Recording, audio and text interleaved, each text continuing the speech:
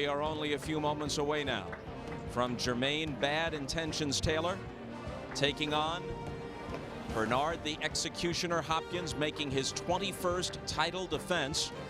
Almost a third of the crowd here could possibly be from the state of Arkansas. They say about 4,000 Arkansans have made the trip by air, by car, by bus caravan to cheer on their man, Jermain Taylor. We'll get to it in a moment. Two of the best fighters in the world join me upstairs now. Here is Floyd Pretty Boy Mayweather and Winky Wright, fresh off his domination of Felix Trinidad. Floyd, of course, recently took care of Arturo Gatti. Let me ask you first about the fight upcoming. If you are not the best pound-for-pound fighter in the world, then Bernard Hopkins is, and Winky is somewhere on the short list. How do you see this fight? Well, I think Jermain Taylor, he's a good young fighter, but I think there's a lot of pressure on him. And I think tonight, if he stay relaxed and stay focused and use the good jab that he got, he can come out victorious. But Bernard Hopkins is a legend in the sport, a tough, rugged guy from Philadelphia, so it should be an exciting fight. Winky, what about your view of the fight? Well, like you said, I think both fighters are good fighters. I just think, you know, Taylor is a little younger, slicker boxer. But, you know, you gotta think that Taylor will win the fight by decision. You gotta hope that Taylor will win, because Taylor might be willing someday to fight you, although there's a rematch clause, so he might have to fight Hopkins again first in that case. But if Hopkins wins the fight, he's expressed little interest in facing you. You might be the most logical, you are the most logical opponent for him if he continues to campaign at middleweight, but he says he'll move up to light heavy and take on Antonio Tarver and then maybe Roy Jones Jr. And that's crazy, you know what I mean? He should be wanting to fight me because I'm the smaller guy moving up to 60. But I guess he just don't want to face me. You know, we had a couple of times where we were going to try to fight each other, but it never came through. But now, you know, he on top, I'm on top, and you know, we should make it happen. But if we don't, you know, there's other fights out there. You know, I'm willing to fight anybody. Does that leave you rooting then for Jermain Taylor? It's in your best interest, I guess. Hey, I'm rooting for best man win. Neither one of them ain't talking about fighting me, so it don't matter. Until they say, look, we want to fight Winky Wright, then I'm rooting for that guy. Until then, you know, best man win. All right, what's next for you? Ricky Hatton says, hey, I'll fight Floyd Mayweather. I'll fight him in Wembley Stadium in front of 60,000. Well, we're willing to go to England and fight Ricky Hatton. We also looking forward to fighting Zab Judah, but we're trying to put the fights together. But these guys have so many problems with their promoters. You know, I'm a free agent. You know, I love being with HBO, and I just want to get the fans, you know, exciting fights and big fights in the future. Miguel Cotto, Costa Zoo? But he's a little bit too green. Miguel Cotto's an exciting fighter, but he's a little bit too green. And Costa Zoo is retired now. All right, we've got to retire from this portion of the telecast for a moment. We thank Floyd Mayweather and Winky Wright for being with us. Good to see you guys, and now it's time to turn our attentions toward tonight's main event, a matchup of experience versus relative youth. Hopkins last lost 12 years ago and has successfully defended his middleweight crown 20 consecutive times over the past 9.5 years. He had already made 12 title defenses when Jermain Taylor turned pro back in 2001. With 23 wins under his belt, the question now is whether Taylor is ready to dethrone Hopkins, or will Taylor become title defense number 21, successful title defense number 21 for Hopkins? We're about to find out. Hopkins imposing his will and his skill. What a round for Jermain Taylor. In a classic matchup, it's the aging yet still dominant champion. He's 40 years old and continues to be a marvel, taking on the younger, undefeated challenger. An overwhelming victory for Jermain Taylor. Over the past decade, undisputed middleweight champion Bernard Hopkins has reigned supreme. And now Hopkins goes to work. Hopkins just keeps pounding away. Since turning pro in 2000, Jermain Taylor has been groomed to be a champion. Taylor putting combinations together. Knocked him down with a jab. Can Hopkins cement his Hall of Fame legacy tonight? He's a clock with no hands, ageless. Or will it be the dawn of a new middleweight era? Is Jermain Taylor ready for prime time? I'm strong in the heels. I'm fast in the heels. I can't beat him. I got 20 defenses, and Jermain Taylor will be the 21st victim. Hopkins versus Taylor is next.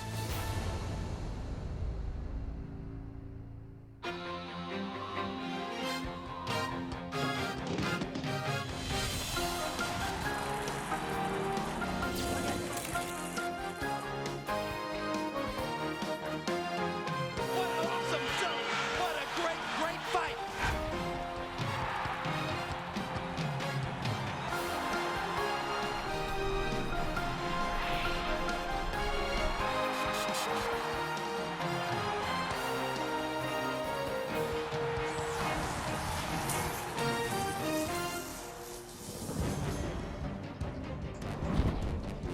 it's finally time for our main event. Bernard Hopkins versus Jermain Taylor. At stake, the undisputed middleweight crown. Hopkins versus Taylor is being brought to you by MGM Grand, the city of entertainment in Las Vegas. Remy Martin, fine champagne cognac. Icelink, innovators of exquisite timepieces. And by HBO Pay-Per-View, the best in pay-per-view entertainment, brought to you by HBO.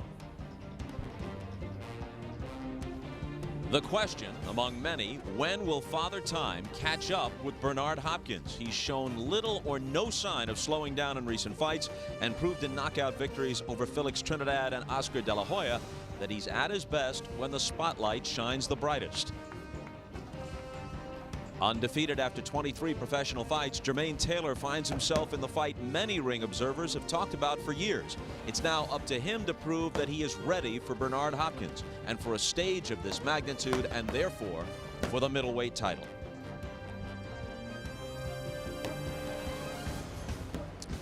And so here it is for the undisputed middleweight championship of the world. But as George Carlin once asked, if it's undisputed, what's all the fighting about? There'll be plenty of fighting in just a moment.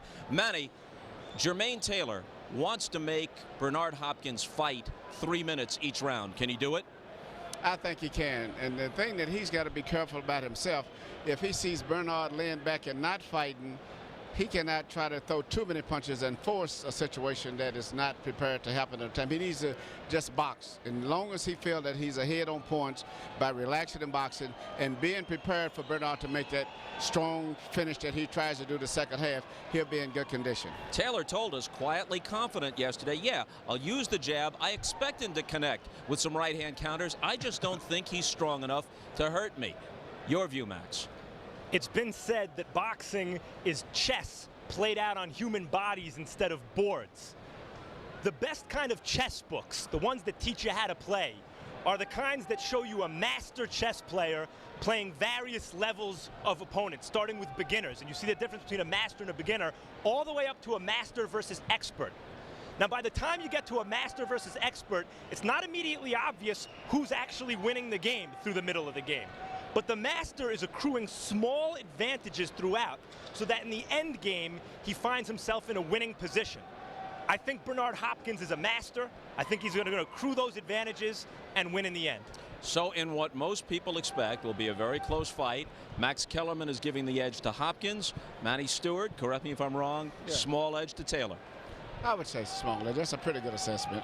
All right. Let's go down to our threesome at ringside, and that, of course, would be Jim Lampley, Larry Merchant, and Roy Jones Jr. Gentlemen. Bob, they left you a big opening there. If you had picked the draw, you would have been alone.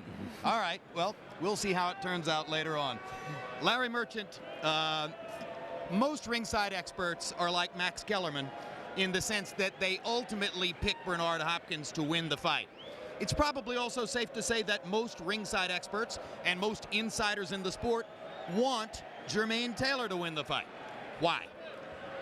Because boxing stars, Roy Jones, De La Hoya, Trinidad, Costa Azul, have been falling left and right, from lefts and rights. And the perception is that Taylor has the star quality, the personal magnetism to help fill that void. Indeed, Vogue magazine, the fashion magazine, recently did an 8-page spread featuring Taylor. Now, having star quality and being a star, which Bernard Hopkins has proved over and over again, is a lot different. And I think it's safe to say, Jim, in a wild guess, that Bernard Hopkins does not read Vogue magazine. Not even sure he plays chess, although it was a very strong analogy by Max. The bottom line is certainly Jermain Taylor wouldn't want to get into a chess match with Bernard Hopkins. He'd rather it be a basketball game or something else athletic. Roy, everybody knows that for the fresh-faced young Taylor, this is going to be graduate school in a lot of the hard realities of the sport. Bernard Hopkins is one of those great professionals who'll do anything to win a fight. Is Jermain ready for that? Well, Jim, he has to be ready for that. Tonight, he knows he's in against one of the craftiest veterans in the sport in the last decade. He knows Bernard's going to do any and everything to win. However, he does have a world championship belt that this kid wants. So if he wants the belt, he has to go take it, and you got to take it by any means necessary. His trainer Pat Burns told us in the fighter meeting yesterday, if Bernard Hopkins hits my man low, I want him to hit back lower, harder, immediately, forget the referee. Right strategy? Best advice he could have possibly given him. All right, we'll see how it all turns out in the fight. Tail of the tape now for Bernard Hopkins' attempted 21st consecutive middleweight title defense. He's 14 years older than 26-year-old Jermain Taylor. They're equal in height at 6'1". There is a 4-inch arm length advantage for Taylor, which could be enormously significant because his chance to win is, in the eyes of most, predicated on his blistering jab.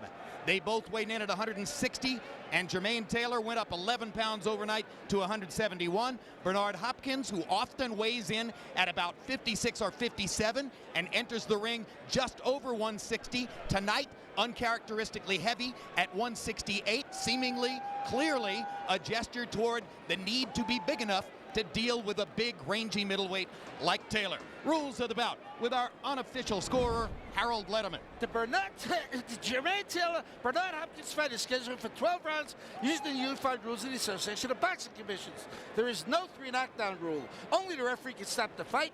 In case the cut is caused by an accidental headbutt, we go to the scorecards after 4 rounds have been completed, and you cannot be saved by the bell in any round, including the 12th and final round. Jim. The music, Phil Collins in the air tonight. The implication, I've waited all my life.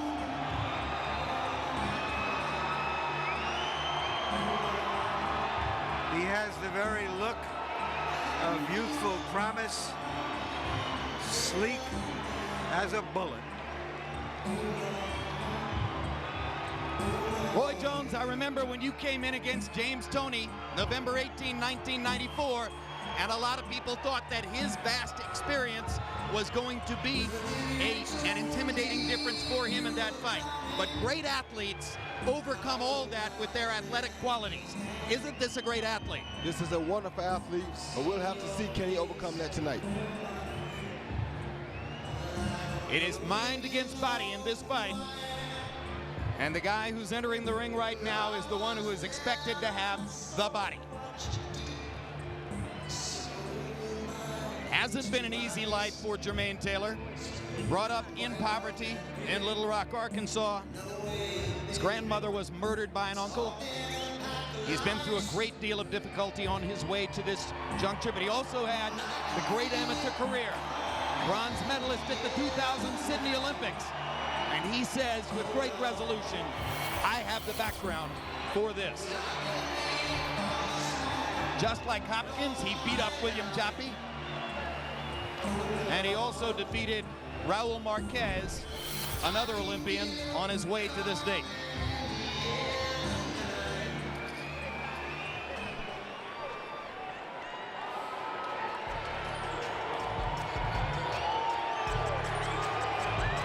And tonight, the executioner's face is not hidden.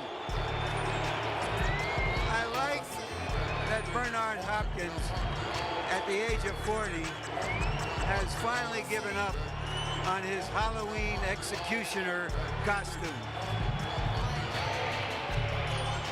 Roy Jones, Bernard Hopkins has always fought as though he is totally oblivious to the crowd.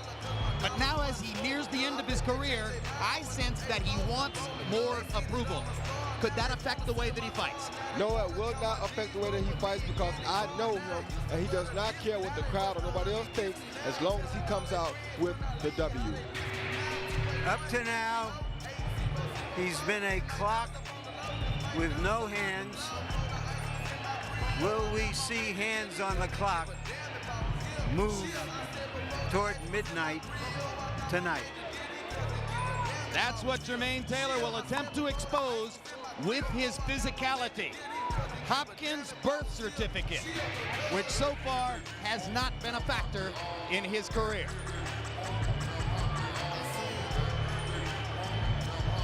A last pause for the champion before he enters the ring for his 24th professional fight.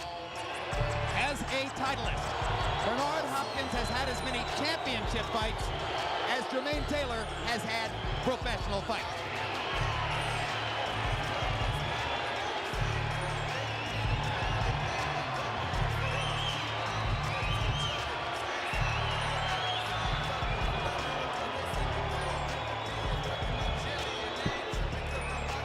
It's a largely pro-Taylor crowd, as you can hear. And they're in the ring together. So now let's go up to ring announcer Michael Buffer for the official introductions.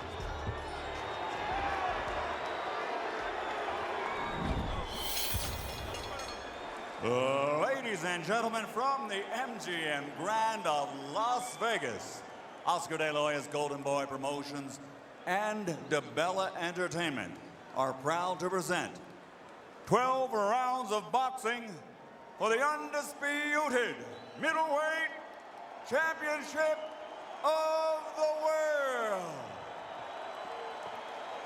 Brought to you in association with HBO Pay-Per-View, sponsored by Remy Martin and IceLink Watches, sanctioned by the Nevada State Athletic Commission Chairman Skip Avancino Jr., Executive Director Mark Ratner.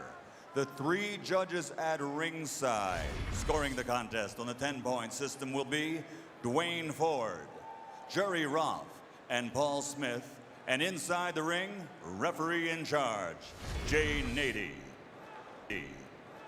And now, with dedication to all the men and women now serving in harm's way as members of the armed forces of the United States of America, ladies and gentlemen, from the MGM Grand of Las Vegas, let's get ready to rumble!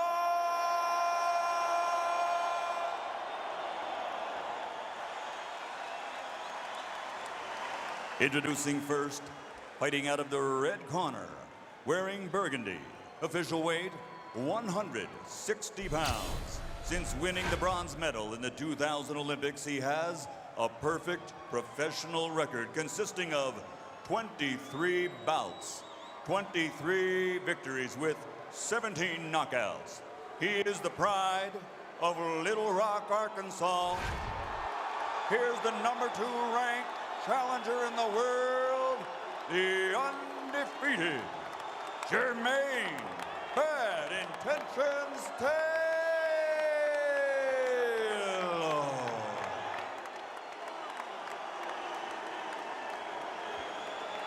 And across the ring, his opponent, fighting out of the blue corner, wearing red with white, official weight also 160 pounds. Professional record, 46 victories, including 32 knockouts, with only 2 defeats and 1 draw. He is undefeated for over a decade, and his 20 consecutive title defenses add to his legacy and an assured place in boxing history. From Philadelphia, Pennsylvania, presenting the reigning, defending, undisputed middleweight champion of the world, Bernard, the Executioner Hopkins.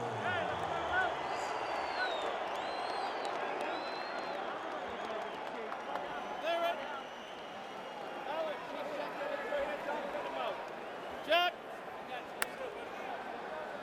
That's like a center huddle. You okay? Let's go. Hey, Jerry, wake up.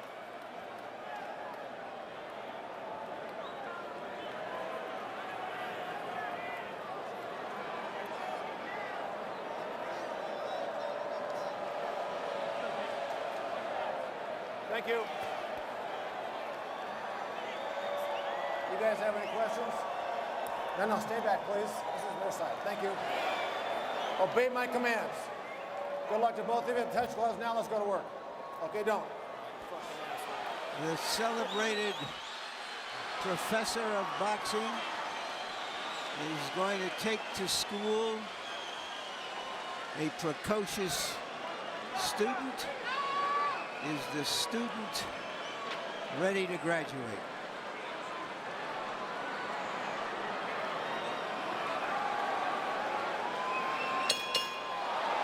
Bell sounds. Hopkins runs across the ring and then steps away into fighting posture. Question 1. Can Taylor land his jab? Can Hopkins, at least at the beginning, take it away? I just want to see how Hopkins deals with Taylor's power from the right hand. After that, we'll know a lot. What will he do to try to take away Taylor's laser jab? He'll jab too, and he'll keep moving left and right like he's doing right now. Taylor would like to throw 80-90 punches around. Hopkins' movement and his defensive skills will make that difficult. He's not going to allow Taylor to throw no 80 punches around in this fight. Left hook lead by Hopkins.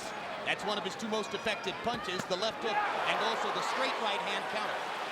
Both fighters relatively dry as the fight begins. If one of them is better warmed up, it would appear to be Bernard, who at least has a sheen on his shoulders. Taylor gets in a little right hand after Hopkins left hooked his way in. Jermain seems reticent to throw the jab because of the way Bernard is holding his left. Now he unleashes 2 in a row. Taylor almost landed a right hand over the top. Hopkins stops the action and gets in a couple of little shots.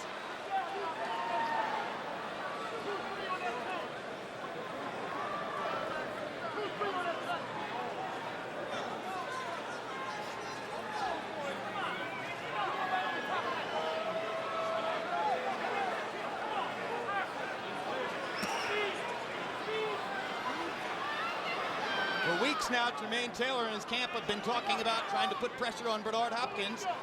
Immediately see it's easier said than done. And this is a pretty big ring, or at least it has the feeling of a big ring, and Bernard is going to use all of it. Every bit of it.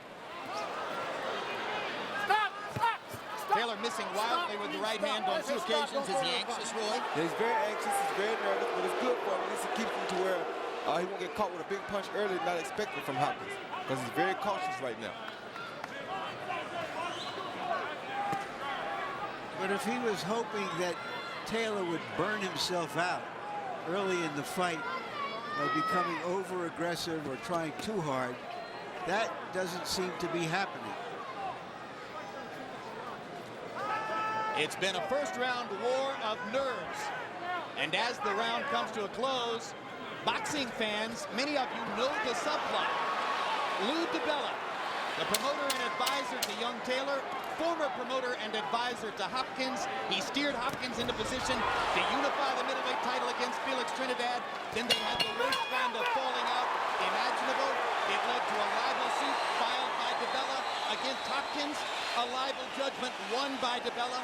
He is owed more than $700,000, which eventually he expects to collect from Hopkins. And Hopkins has said, I can't fight DiBella, so I'll beat up Jermain Taylor to exact my pound of flesh. Outside rights. I'm smarter than you are, so I'm going outside.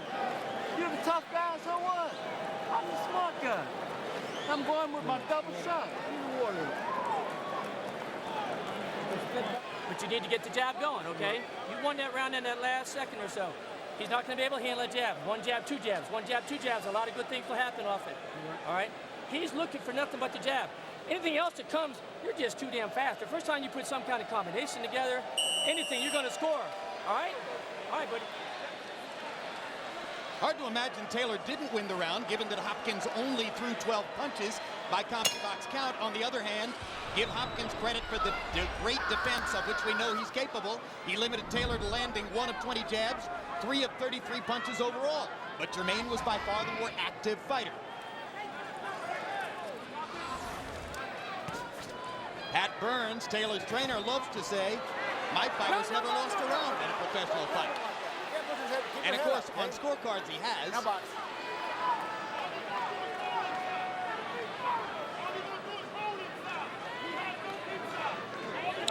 Well, I can tell you now, Bernard's thing is going to look to wait this out so he can make sure he sees Taylor's punches. He didn't see that right hand well enough and was momentarily stunned. And I told you the thing was going to be how well could Hopkins take that right hand. Stop, man, stop. And now Bernard has some payback to do. Taylor has seized the crowd, lands another right hand to the body.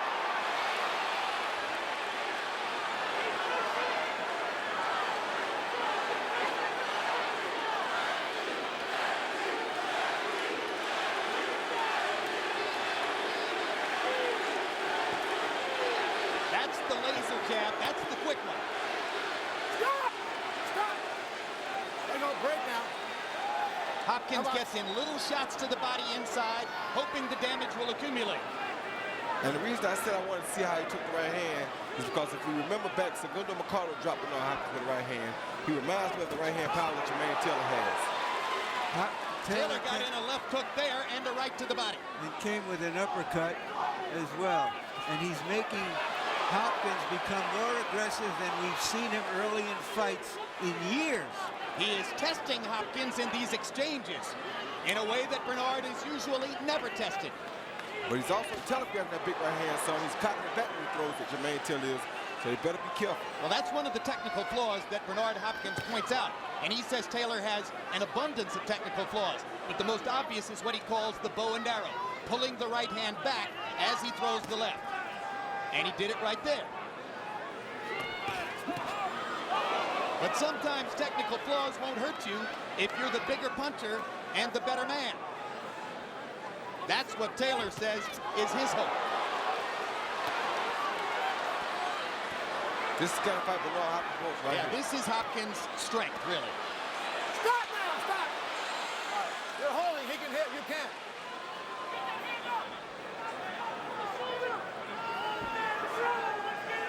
Jay Nady is, in the eyes of most, a very good referee, and he's very quick to break clinches. Taylor attacking again. He missed the right hand, but he drove Hopkins into the corner. Taylor is very overexcited when he's doing that, so he has to be careful. They do have scorecards here, and Bernard Hopkins cannot allow himself to fall completely off the diving board. And you brought it down a little bit. That's all he's looking for. All right? Listen, when you started work early and you started using that jab, you landed a couple of nice right hands. A lot of good things are going to happen off that jab. All right? That's all it is. That's all it is. That's all.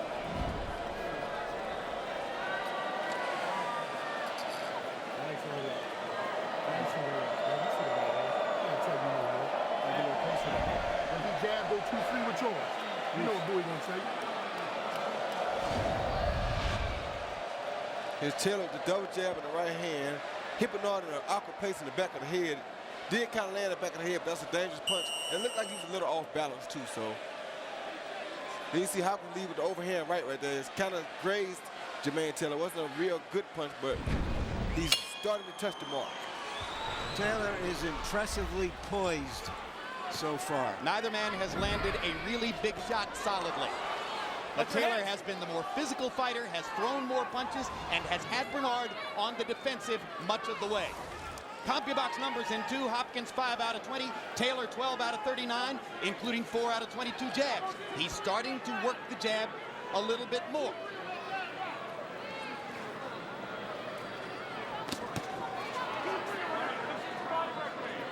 Double jab there. He was gone before Hopkins could fire back. There Hopkins gets in 2 good body shots and a right hand to the head, and immediately Jay Nady says you can't hold him and hit him. I think he wanted for a low blow action, Jim.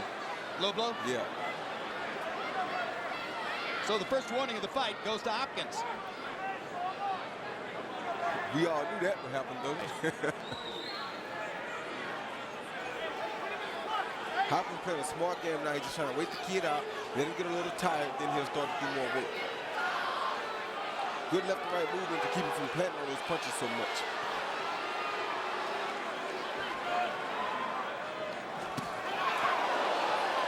Body shot by Taylor. Hopkins dodged the right hand very effectively. 2 jabs land for Taylor.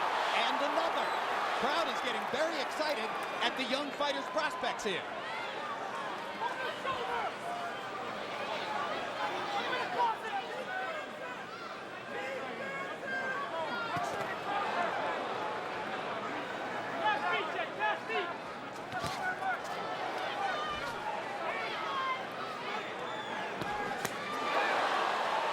The sheer physicality of Jermain Taylor is keeping Bernard Hopkins on the defensive. This is not great craft Taylor showing you. It's energy, it's commitment. And Hopkins hasn't solved the puzzle quite yet. Good right hand lead by Hopkins right there. That may be a weapon that he'll begin to use more often. And that's what he's trying to wait Jermain out, let him get a little tired, get used to his pace, get used to seeing the hand speed, then he'll start sneaking his little shots in.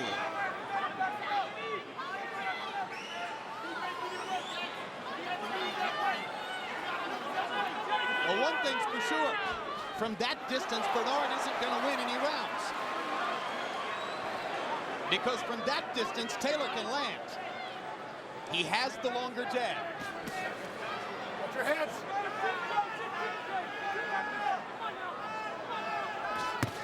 Good hook. Good left hook by Bernard Hopkins. That one caught Taylor flush. And he's trying to make Taylor get anxious and want to land punches, and he countered when he's doing it. That's what he wanted to do.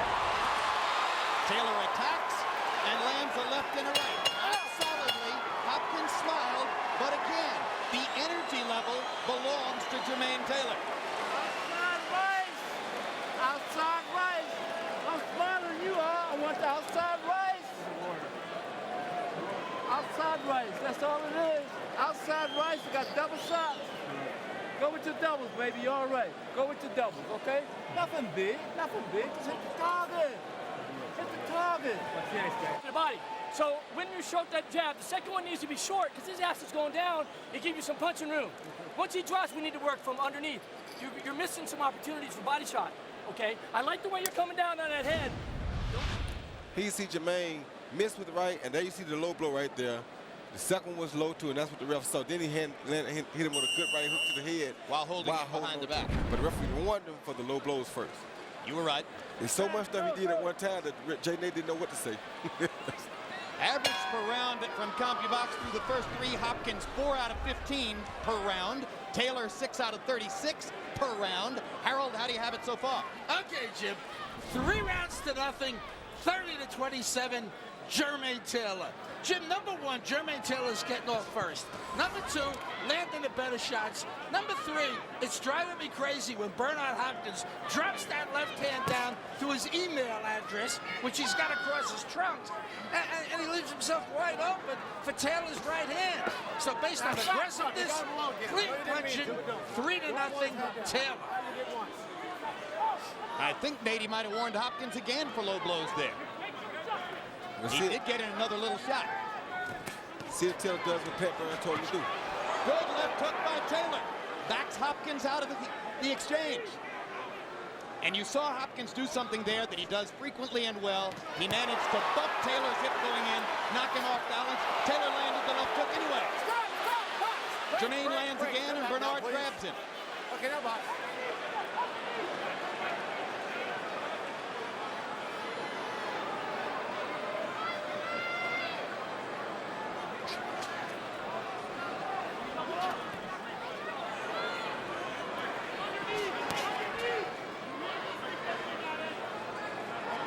Bernard much more the attack now than we used to see at this point in the fight. But he hasn't unveiled those doubles that Bowie Fischer was talking about. No double jabs, no double hooks. He definitely seems to understand that he's going to have to start scoring in the fight.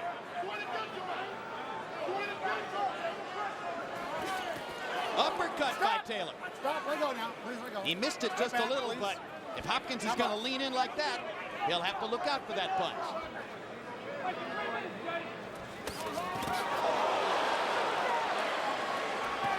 And again, Taylor backs Hopkins out of the exchange. Yeah, but he's trying too hard with the right hand. Hopkins saw it coming, beat him to the punch from the left hook then. Beautiful counter punch by Bernard Hopkins. Wonder if Jermain should just ease off on the right hand. Has to calm down a little. He's doing fine with his left. Can't win a fight being that anxious. He's too anxious still. Stop! Let your head down. Let him up. Keep your head up.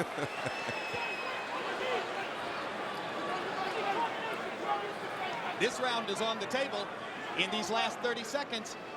And you saw Jermain Taylor steal the first round with a late flurry. Can he do the same thing here? Still a little anxious. Bernard Hopkins has settled down, has found his rhythm a little bit, and he's waiting on Taylor to make mistakes, and that's all he's doing. He's waiting for him to make mistakes, and he'll counter, and that's how he plans on beating him. Well, there are only 12 rounds in the fight. If you're down 4 and soon to be down 6 or 7, you got to start thinking knockout. He's got to start winning rounds. I think he won that round. I think he won that round. Okay. They both tried the flurry late and steal it.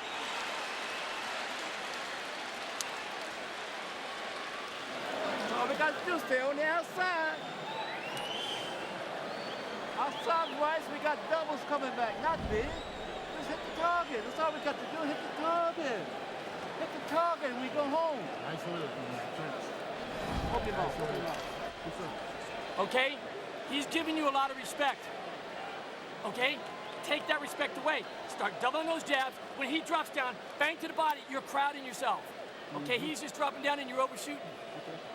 You need to get some body shots. The hooks and the combinations will open up.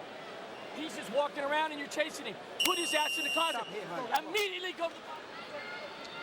It was 114 degrees in the shade here 2 days ago at midday. A lot of people thought that Bernard Hopkins was going to put Jermain Taylor into that kind of a cauldron with his experience and his great ring skills. It hasn't happened yet. Maybe still it will. But so far, Taylor is holding his own, and at least on Harold Letterman's card, won the first 3 rounds.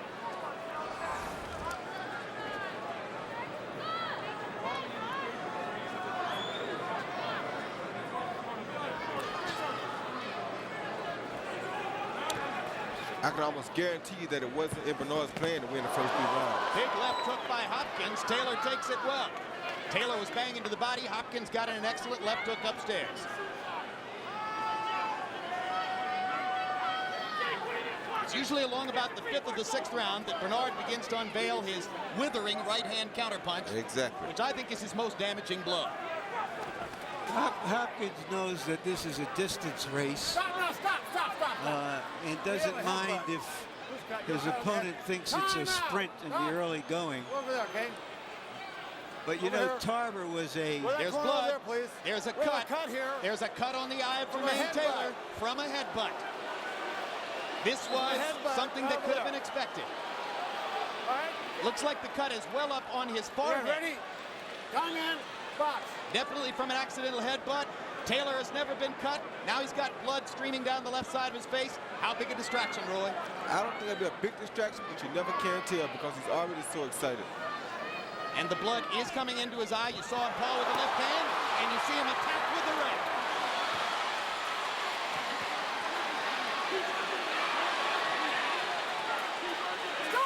Stop! Watch your head. showing no respect for his elder.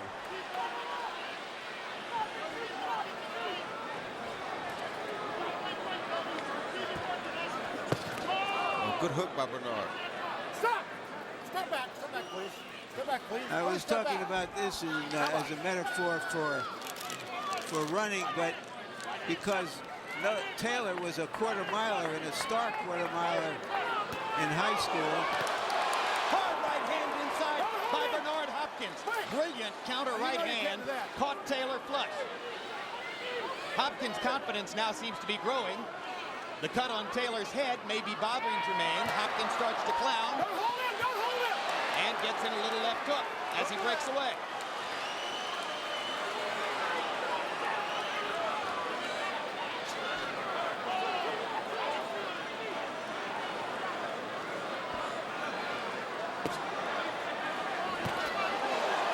There's the right hand. That time he led with it.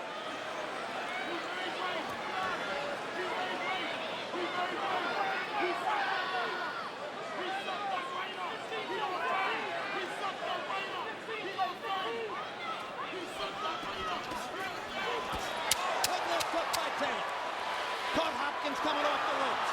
Almost dropped the right hand on it. Bernard goes to the body. Taylor comes back with a left hook. Terrific round.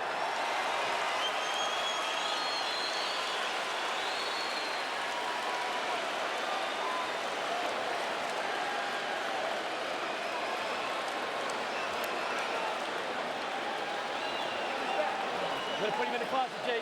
Okay? We need to work underneath a little bit. He's setting the pace. You're not setting the pace.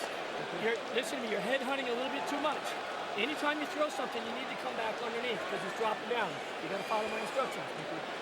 Watch your range. If you double jab, don't get too close. Immediately go underneath. Then you can come back over the top.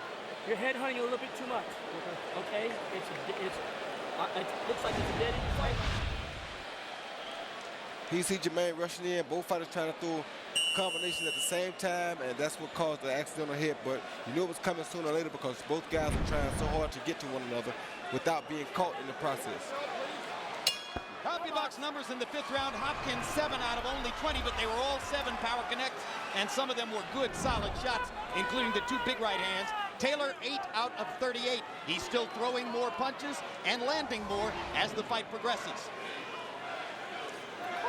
This is more of an interesting fight than a thrilling fight because of the stakes that are so high, because of the contrast in the fighters.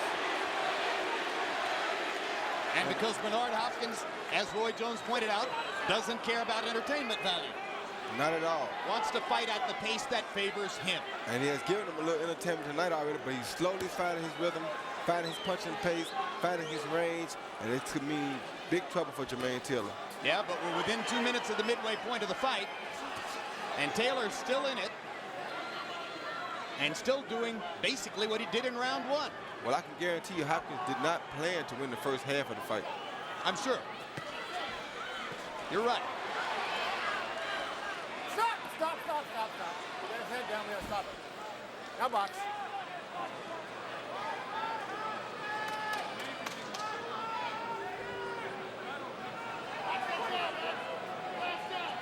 The blood continues to flow from the cut on top of Jermain Taylor's head because of the placement of that cut on top of the skull, Roy. I'm not sure they'll be able to stop that bleeding. I don't think they will either.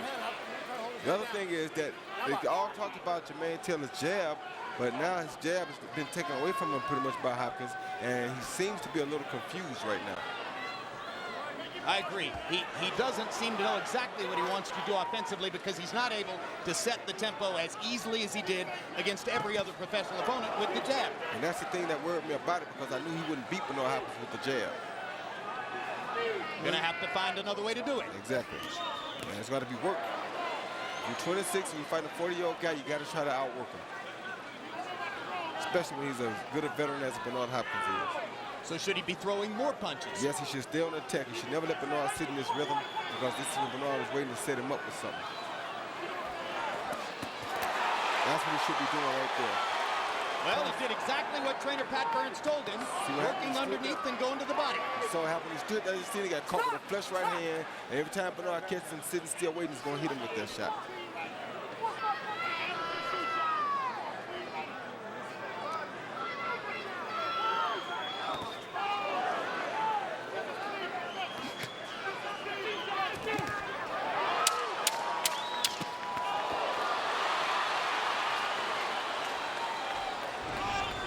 Can't wait on the veteran. You got to rush the veteran. A high-action round, though, for Taylor. The body punches probably won in the round because he was so much more active than Hopkins. Outside right, that's all, baby. Outside right. Outside right, son. Can't hit what you can't see. All right. Okay, stop putting that cold water on him. You need to be impressive. Yes, sir. You had a nice flurry over here where you do 4 or 5 punch combinations. You're getting him against the rope. Shoot hard, you know he's gonna drop. 4 or 5 punches. It's more of a smart fight. Just throw some shots to the body. Come back up, okay? That's how you steal these rounds. And you do some damage to the body. All right? You're shooting those jabs and he's dropping, and then you're not putting anyone. Here you see Hopkins land a beautiful counter hook right there, or actually the counter jab. Right when he said Jermain Taylor does the bow and arrow with his right hand, he jabs with his jab, and he pulls his right hand back, and he steps inside that jab and counter with a beautiful jab. CompuBox numbers in 6. Taylor's best round, 17 out of 45. Bernard Hopkins threw 17 punches. He's only averaging 18 punches per round thrown in the first half of the bout. Harold, how do you have it through 6? You know, Jim, I'll tell you something. I can't see how you can win a fight by standing straight up and making funny faces at your opponent. And that's all Bernard Hopkins is doing. I mean, Jermain Taylor's carrying his fight to him. He's more aggressive. He's getting off first, just like you saw there. He's landing the hardest shots, just like you saw there. I mean, 5-1, Jermain Taylor, 59-55. He's winning it easy. I have it 4 rounds to 1 with 1 even. Roy Jones, if the scores are something like 5-1, Does that do anything to dent Hopkins' confidence? Nope, not at all. That's what he's used to. I mean, he's used to fighting against all odds. Trust me, he's not trying to win the early part of this fight. That's what he wants to do right there. He landed a sensational right-hand counter punch right on the jaw of Taylor, the biggest punch of the fight so far. But Jermain's right there.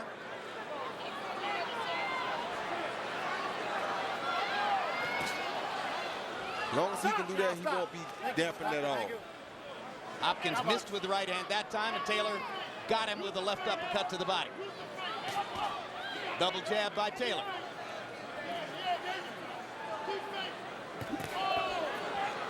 Hopkins just did miss him with another beautiful right hand. Stop. No, don't anymore. Relax now. Step back. No. Yeah, but you know, Roy Hopkins is not a big hitter.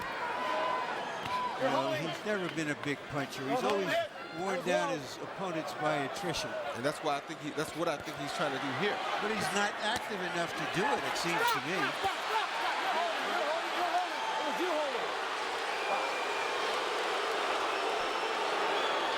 The pro Taylor crowd booing as Hopkins is again warned, this time for holding inside. Jay Nady has not deducted a point from anybody so far. Bernard Hopkins, it would appear, if the fight's going to go to the scorecards, can ill afford to lose a point deduction.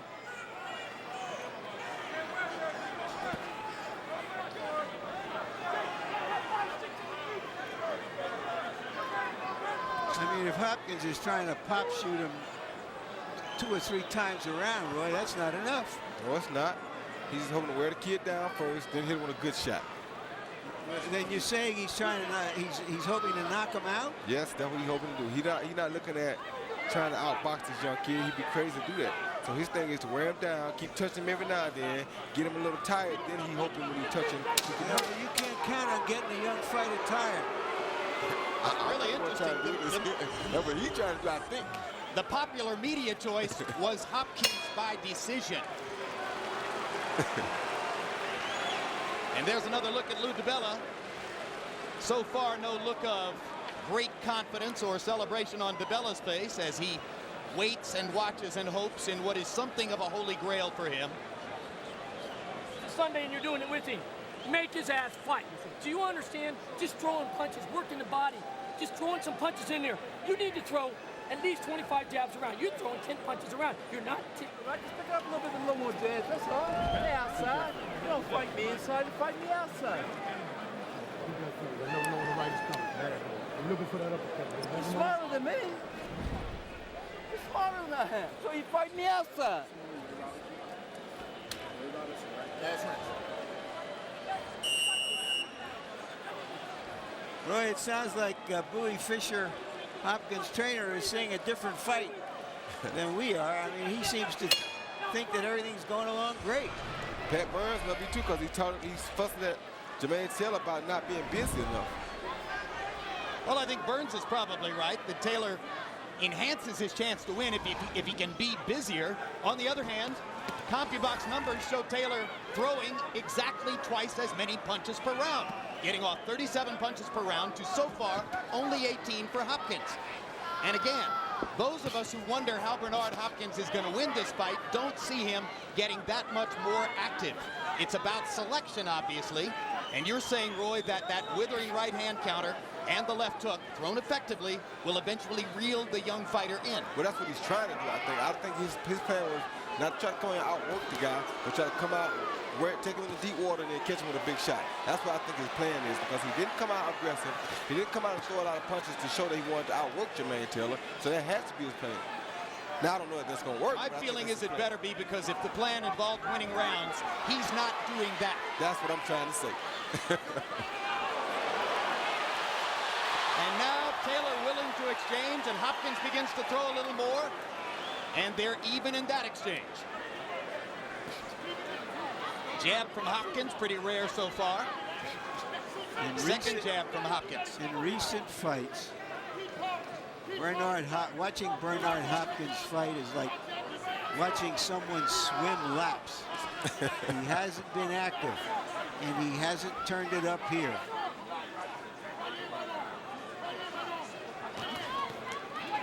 Stop! Let go. Step back, please. Please step back. Let go now. Now box.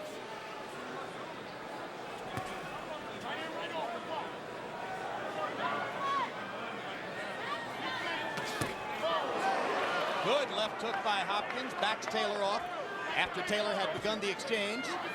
But one punch at a time for Bernard. Basically all the combinations in the fight have been thrown by Jermain to the degree that anybody's landed a combination. It's Taylor.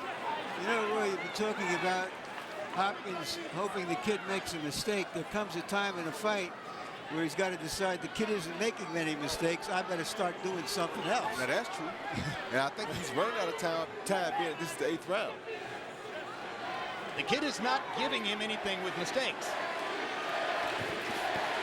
The kid is maybe more conservative than his trainer wants. But he's the one who's doing the fighting. And so far, he's still winning the rounds. Jay Nady's saying one more hold and hit on Hopkins' part and to take a point away from him. And I've made the point. I don't think he can afford a point deduction. Or at least it wouldn't appear that way. We've got 8 rounds in the books. When is Bernard Hopkins going to make his statement? Okay. We're in round 9, okay? Now we're getting into the championship round, okay? We need to out-hustle him. He's just strolling along. When you get him in this box, in this corner, and you throw that jab, you're going to the head too much. Rip to the body, then come back upstairs. Son? I want your fighter, if he hits and holds it one more time, take a point away. He's holding his head. Watch my head. Okay, what about him turning Dang. up? You got him there. I'm talking to you, I'm talking to your fighter. Okay, thank you, Jay. Hey, baby. Hey, a little water.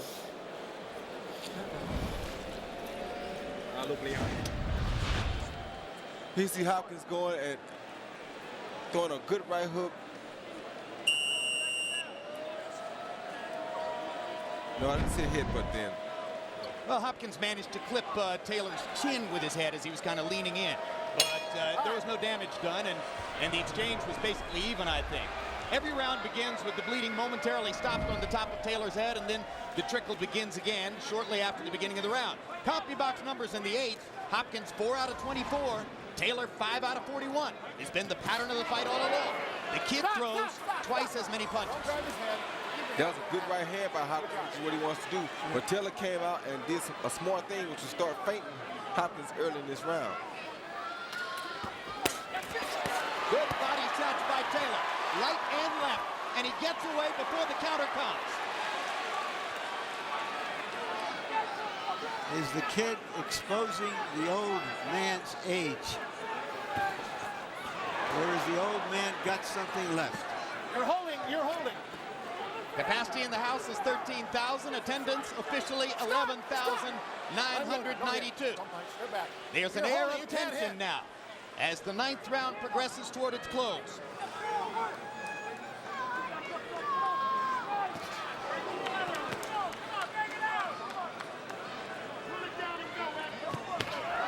Good jab by Jermain.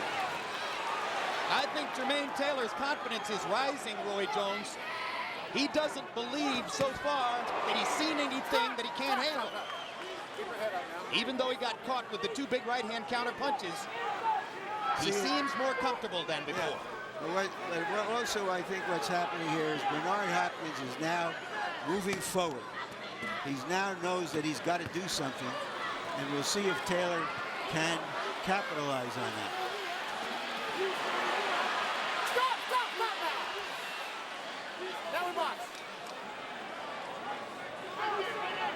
There's no reason to want to fight inside with Bernard Hopkins, but Taylor so far is holding his own in there. Hopkins trying to end things with a big right hand. Which is what I told you earlier. That's his whole plan. Well, but it's an odd plan for a guy who's never had knockout power and has been content to win most fights by decision. Particularly fighting against a bigger man.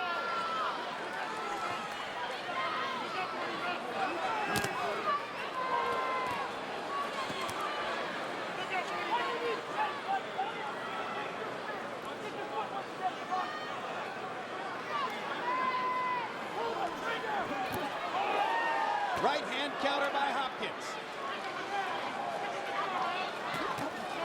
Taylor again misses with the right, takes a little left, comes back with the left of his own.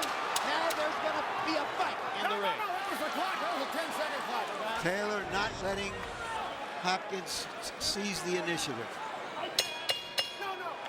3 rounds to go.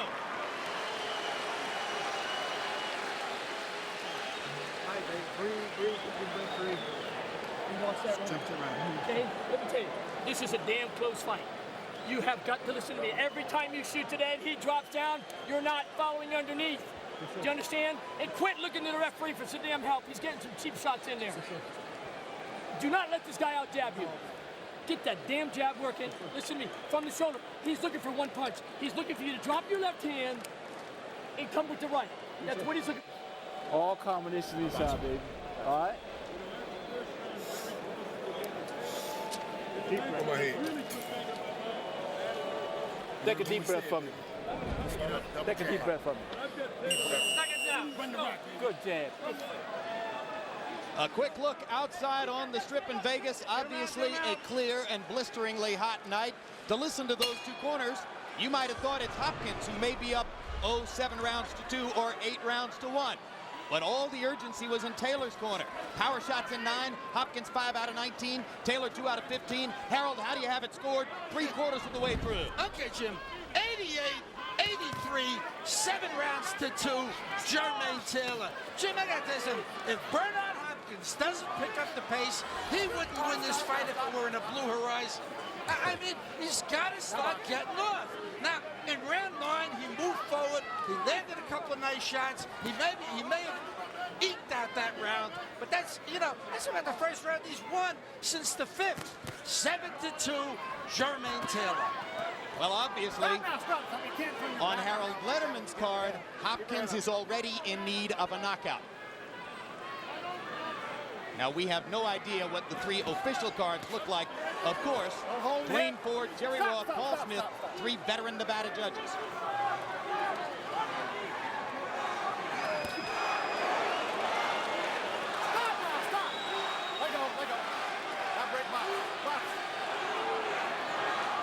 Of the 32 knockouts in his career, Bernard Hopkins has scored 3 of those KOs past the 10th round.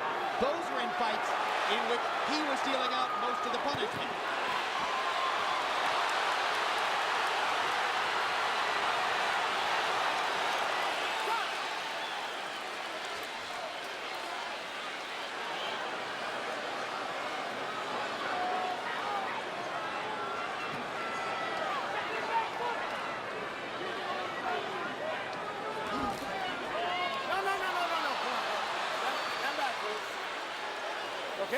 That was a really lazy, poorly thrown punch by Taylor. I wonder if he's a little tired or just thinking I've got this championship won and it's mine to lose now. Let's start with a big right hand.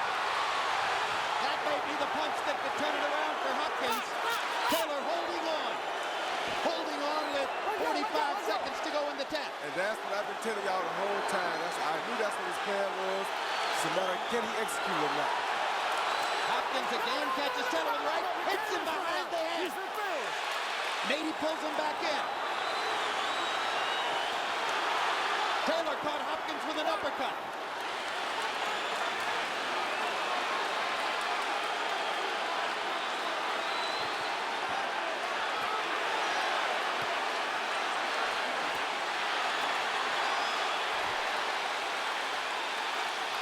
Hopkins is a little tired himself now. And Jermain Taylor lands a right hand to punctuate the round.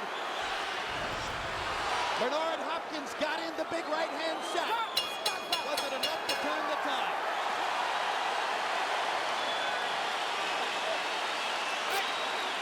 Hey! 2 rounds left. Listen to me. Now, are you listening to me? The left hook is here. You got to listen to me. Right hand, throw the left hook. Jermain, he's looking for one punch. He's looking, look at me. Just throwing the right hand. That's all he's looking for. Okay? Jermain, you got to let him go. You got to win these 2 rounds, okay?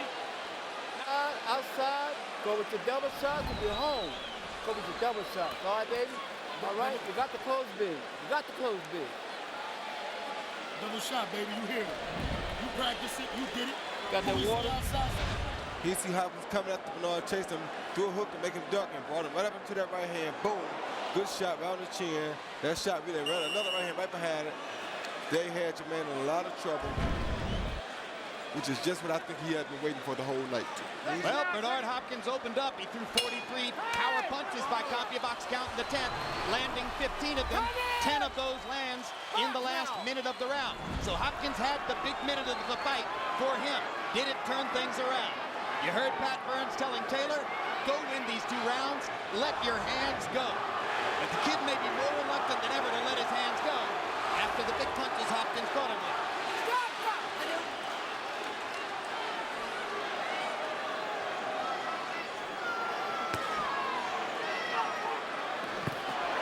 Right hand over the top, lands again for Hopkins.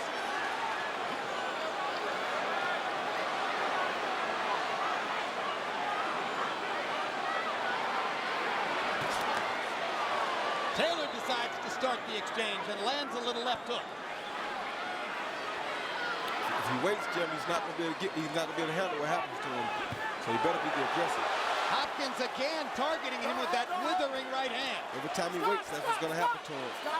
That's what Pat Burns was saying when he said you got to let your hands go. You've got to go ahead and be the aggressor. Every time he waits, that's going to happen to him. And he's waiting again.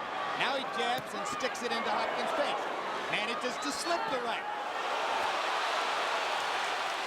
Stop! Stop! Don't hold! Don't hold! Box!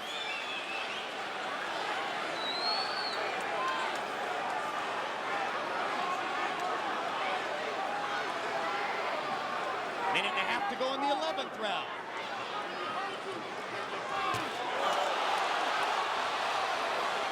It's water! It's water!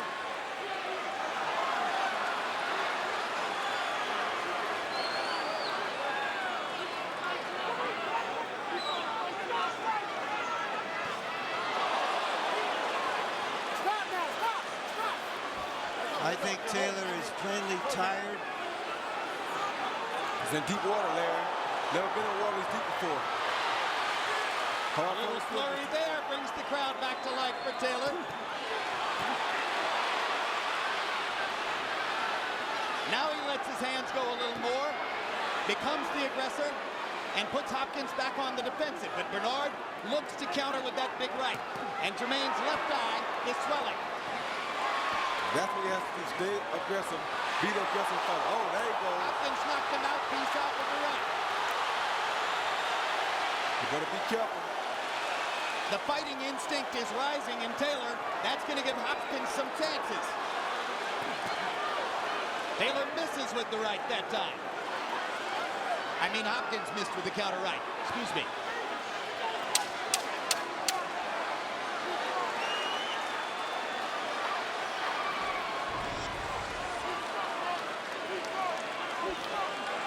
One round to go. This fight has tightened up on the scorecards. There'll be high drama in the 12th.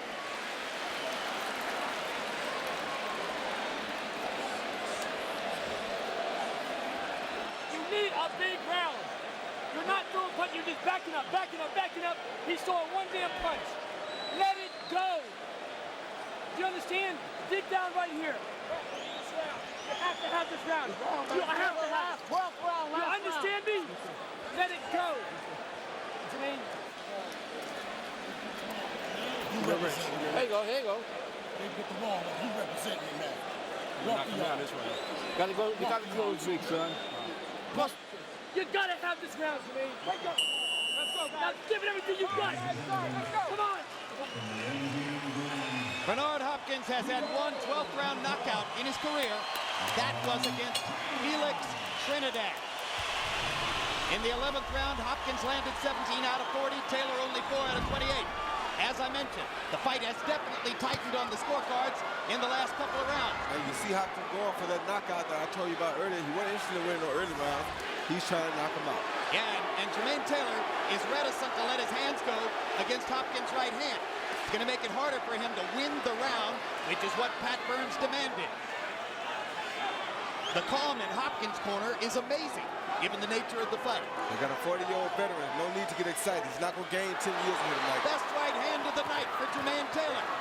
Hopkins tries to come back immediately.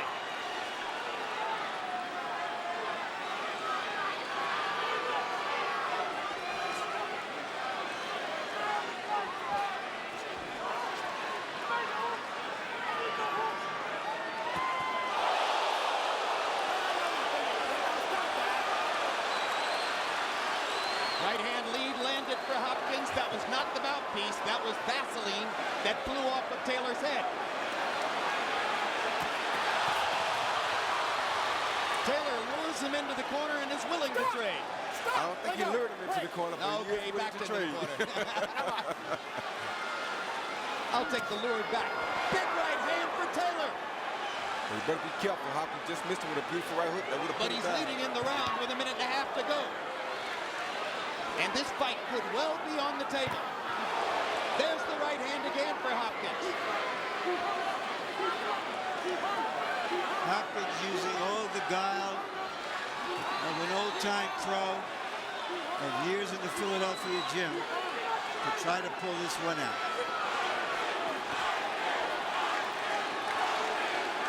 Well, it promised to be the toughest title defense. I heard him. Of Hopkins' long middleweight reign, and it certainly has been that. That hurt Jermain Taylor real bad there, I think. Taylor is slightly wobbly now. 50 seconds to go. Can the old man pull it out? Bernard Hopkins, with all his guile and skill, looking for that 21st consecutive title defense. And Taylor trying to fight his way to the finish.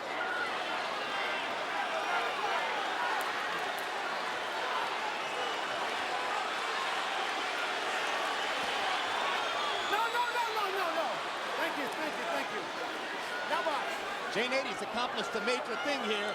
He has kept control of a Bernard Hopkins fight without issuing a single penalty point. Not easily done. If anybody can do it, Jane Ady can. He's good. No summonses. Hopkins misses. Taylor lands a little right hand inside. 5 seconds left in the fight. The judges are going to get to choose the winner. And both will celebrate now. I gave the fight to Taylor, but let's remember that if the fight is close, in history, the veteran champion often gets the benefit of the doubt. The scoring of the 12th round could well be critical. And in that round, Hopkins threw 45, landed 12. Taylor threw 37, landed 5. So at least by CompuBox numbers, Hopkins won the round.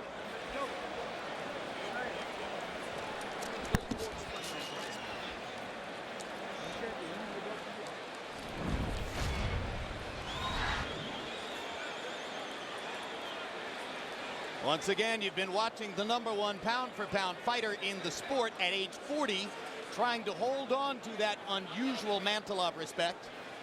Longest reigning current title holders, Bernard Hopkins with the 3rd longest continuous reign in a given division in the history of the sport. The longest ever was by Joe Louis in the heavyweight division. 2nd longest, a featherweight named Jimmy Kilbane.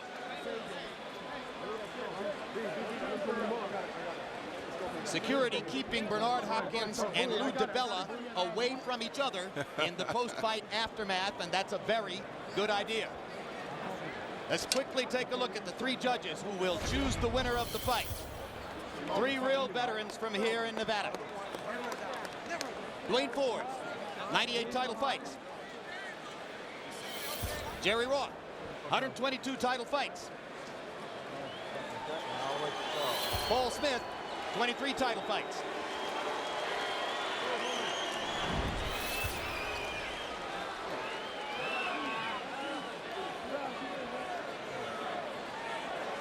Nervous moments in the ring now as we wait to learn whether Hopkins' long reign is finally over or whether he has once again vanquished a younger opponent. Midway through the fight, Taylor seemed to be in great shape. Down the stretch, Hopkins, as promised, landed that right-hand counterpunch with great frequency. It's been more than 12 years since Roy Jones was the last man to beat Bernard Hopkins in a prize fight. Michael Buffer will end the suspense for us now. Ladies and gentlemen, here at the MGM Grand, we go to the scorecards. We have a split decision. Jerry Roth scores the bout 116 to 112 for Hopkins. Dwayne Ford, 115-113 for Taylor. Paul Smith, 115-113 to the winner by split decision.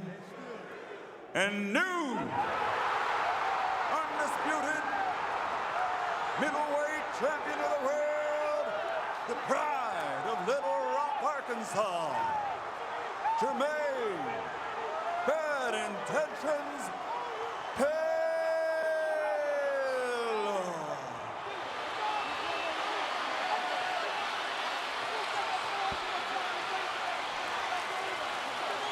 He pulled it off. He pulled it off, and the long reign of Bernard Hopkins is over. You got a brand new star in boxing, the king of the middleweight division. His name is Jermain Taylor. Harold Letterman's final score was also 115-113 for Taylor. And Roy Jones, I wonder if Hopkins will regret having started so late. Well, after he looks at the fight, he probably will. But right now, I'm sure he still thinks they started on time, and I don't know. Final total punches in the fight. Hopkins winds up landing more by 10 and landing at a higher connect percentage. Taylor threw more and therefore was seen as the aggressor, particularly in the early part of the fight. Jabs. Taylor never really got the jab going the way he had hoped and expected to, but he threw many more than Hopkins. Hopkins didn't really use the jab much until late when he was attacking rather than retreating. And power punches. Hopkins winds up with a significant edge, landing 78 out of 217, but he bunched them mostly into the last 4 rounds of the fight.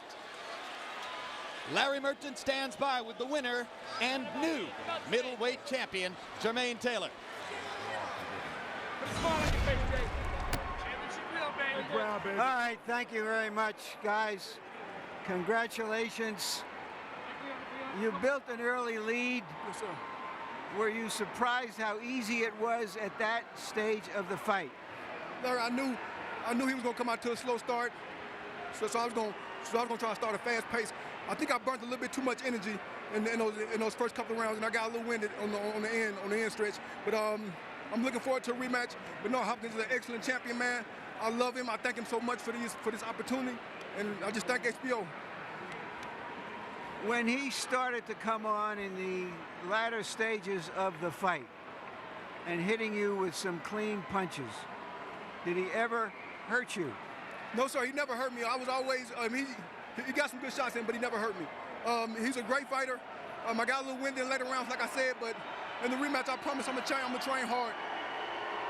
Were you tired from anxiety? Because he wasn't hitting you any punches in the first 8 or 9 rounds. I mean, I was wasting a lot of energy just chasing him around. I should have been cutting off the ring. So you felt that, I mean, did you know that he was playing this game, that he was going to come on late in the fight? I did know that. I did know it, but I wasn't expecting him just to save his energy. But in the rematch, I promise I'm going to train hard. And all my fans, I love you. Thank you. Thank you, HBO. I'm the new world champion, Jermain Taylor. Thank you so much. You are the new world champion. Thank you so much. And let's now talk to Lou DiBella, since you've been such a large subplot in this melodrama. Lou, what are your thoughts right now? You know, it's all his night, man. I mean, it's been 5 years of incredibly hard work, and this young man's a great champion, and you haven't even seen him scratch the surface of how great he's going to be. And with respect to me and Bernard, man, it's, you know, I feel like a chapter in my life is over, and I can get past it, and it's a great feeling of release. And I thank that young man over there. Thank you so much, Lou. Back to you guys. All right, thank you very much. First of all, let's give tremendous credit where credit is due to Bernard Hopkins, Roy, because at age 40, in the position he was in, Jermain Taylor didn't have a big enough public following to force this fight. Bernard Hopkins gave a gift to boxing fans by choosing at this stage of his career to fight a younger, faster kid. A lot of guys would never have done what Bernard did. Most fighters wouldn't do that, and a lot of fighters out there right now that still won't do such a thing. So you definitely have to take your hat off to him. He's had a wonderful, tremendous career. Could have started a little late tonight, but to me it still was a close fight and it's worthy of a rematch. Well, and they talk about a rematch. Bernard's 40. He's headed out the door.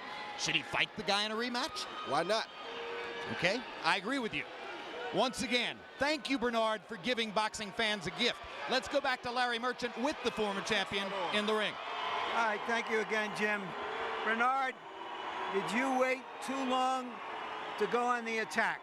No, I'm absolutely not. What I did was bait him in, wanted to play the strategy that they thought I was going to back slow and let him jump on me so I can counter him like I did, and buzzed him coming in a couple of times. Because I seen it was easy to hit him when he was being a bull, forceful.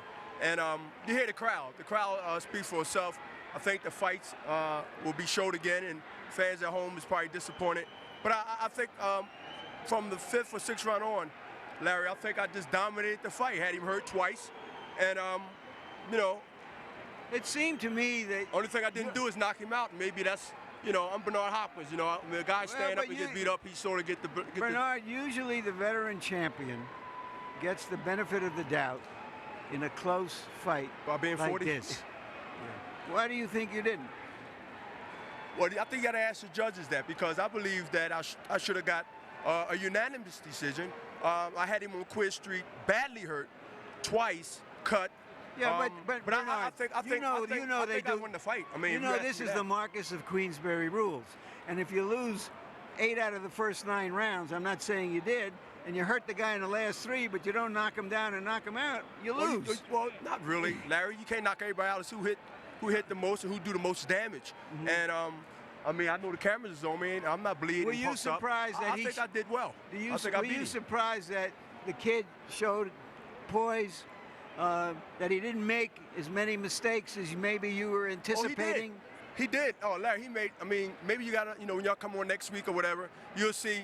I mean, he made a lot of mistakes. He left his hands down. He threw big punches wide and stand straight up, admiring his work when he didn't hit me, and I countered him.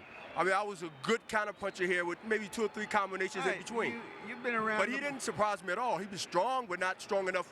Larry, I think I backed him up more than he backed me up with force. Tell me why. You've been around the block a few times.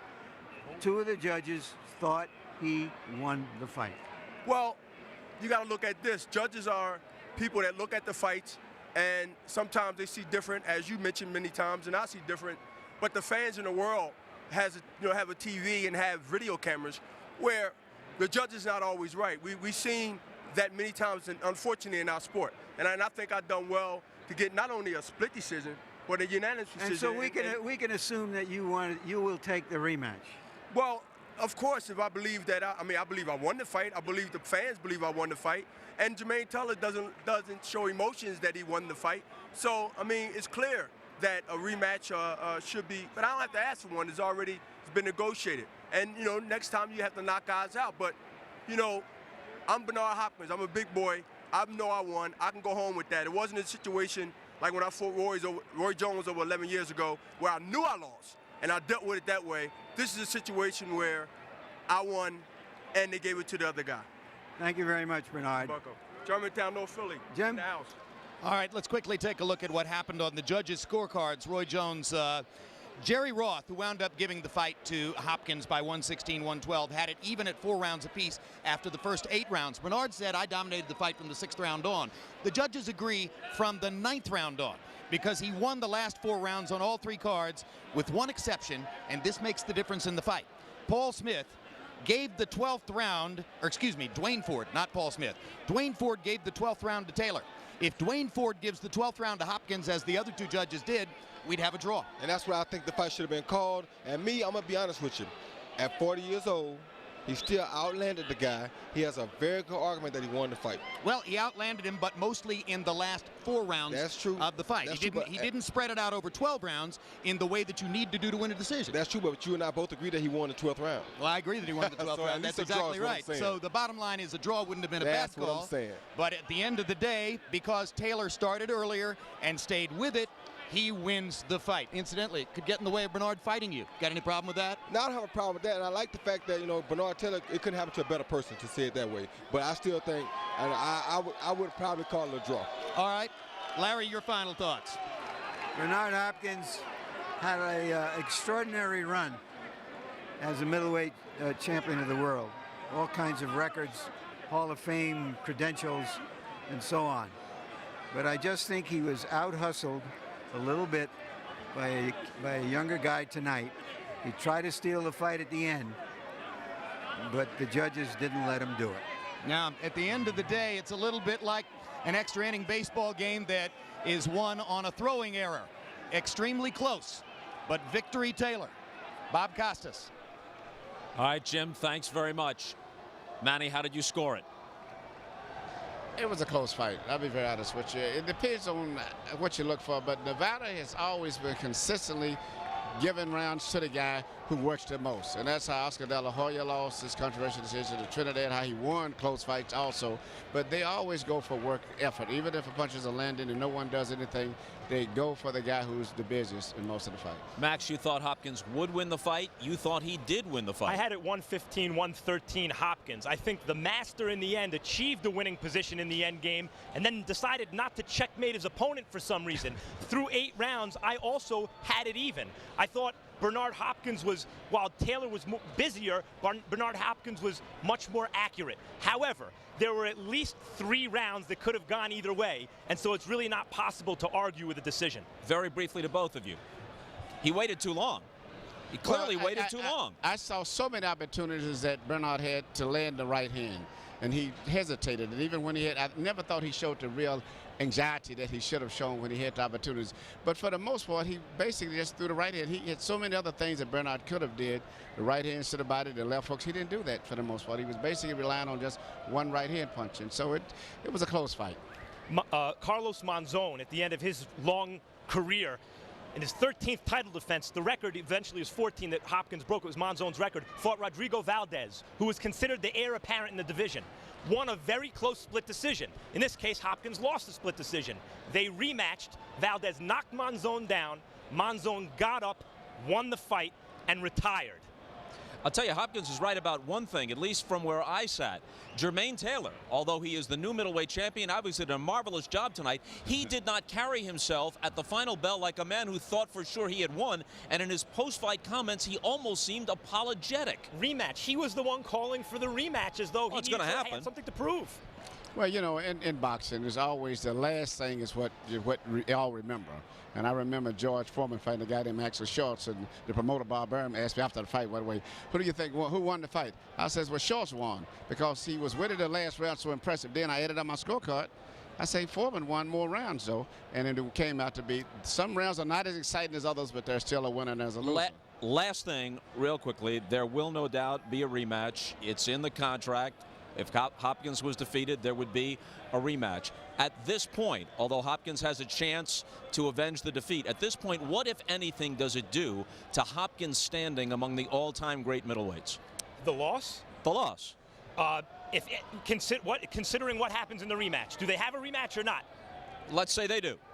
Hopkins right now losing that close to a fighter, should Taylor especially go on to have a great career, it makes him look good. Should Hopkins come back and win a rematch from Taylor, you know, he goes down in the top 3 or 4 middleweights of all time. With or without a great victory at a rematch, I still think Hopkins is definitely going to be right there when you consider the all-time greats. And I don't think the fights, if possible, against Jermain Taylor will alter his position in boxing standards at all.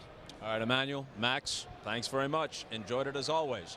Couple of reminders before we hit the road here. September 17th on pay-per-view, Marco Antonio Barrera faces Robbie Peden in a 130-pound unification fight, and Shane Mosley continues his comeback at welterweight as he takes on Jose Luis Cruz. Hopkins versus Taylor has been brought to you by MGM Grand, the city of entertainment in Las Vegas. Remy Martin, fine champagne cognac. IceLink, innovators of exquisite timepieces, and by HBO Pay-Per-View, the best in pay-per-view entertainment, brought to you by HBO. We'd like to thank our internet partners and the following magazine partners: And so, for our entire crew, this is Bob Costas saying so long from Las Vegas, where Jermain Taylor now reigns as the new, undisputed middleweight champion of the world. Good night, everybody.